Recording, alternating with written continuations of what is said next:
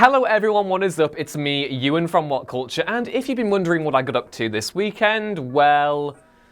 no, I've not been emo brooding, I've been watching Daredevil Season 3. Now, there isn't a comic book character I love more than Matt Murdock, and while there was a pretty good chance I was going to love this new season to begin with, it's important to remember that Netflix's Marvel shows haven't been doing so hot recently. Iron Fist was... well, it was naff, The Defenders was inconsistent, and follow-ups to Jessica Jones, Luke Cage, and the aforementioned Fist failed to garner the near-universal acclaim of its predecessors. For those at all nervous about Daredevil Season 3, I'm happy to report that it is very much a return to form for the MCU on Netflix, featuring the return of Vincent D'Onofrio's barnstorming performance as Wilson Fisk, and the introduction of three compelling new characters: Jawan Wally's sister Maggie, Jay Ali's Ray Nadeem, and Wilson Beetle's Benjamin Poindexter. Complementing these new additions are returning cast members Charlie Cox, who delivers the best performance yet as Matt Murdock, Deborah Ann Wall, and Eldon Henson, who portray Karen Page and Foggy Nelson, respectively. Those who've been sticking with the Netflix shows will recall that Matt Murdock wasn't in the best of places when The Defenders ended. Crushed under a 7-story building with on-again, off-again resurrectee Elektra Natchios, Matt finds his way back to the Clinton Church in Hell's Kitchen, where he's slowly nursed back to health by Wally's sister Maggie.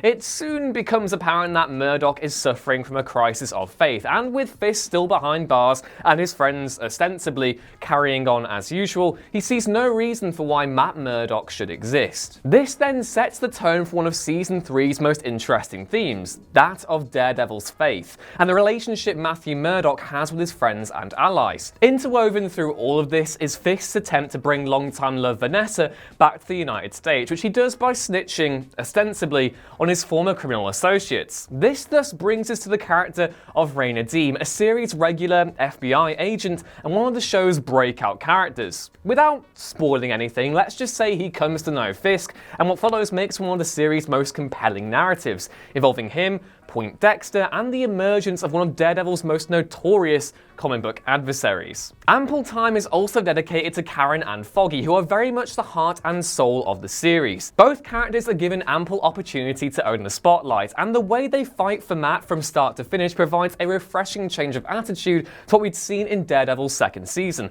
where the dynamic between Matt, Foggy, and Karen started to feel slightly repetitive, to say the least. But enough about the story. What else makes Daredevil Season 3 so spectacular? Well, with this being a Marvel Netflix show, you can expect hall fights aplenty, immaculately choreographed action, and some stunning visual set pieces. Speaking of, Season 3 is by far the most beautiful MCU Netflix series yet, channeling the dark visage of the Man Without Fear's stories with a revitalizing gothic tinge. Much has been made of the season's connections to Frank Miller and David Mazzucchelli's Born Again, but it's not so much the thematic beats of the story that manifest most potently in this new one, but its visuals instead. In any case, this new series has benefited from a streamlined vision. For all that I personally loved the Hand and Elektra, it is possible that the show's second season perhaps suffered from a mishmash of two different kinds of Daredevil stories, that of the crime drama and that of the supernatural. Season 3 forgoes the latter and stays almost exclusively with the former,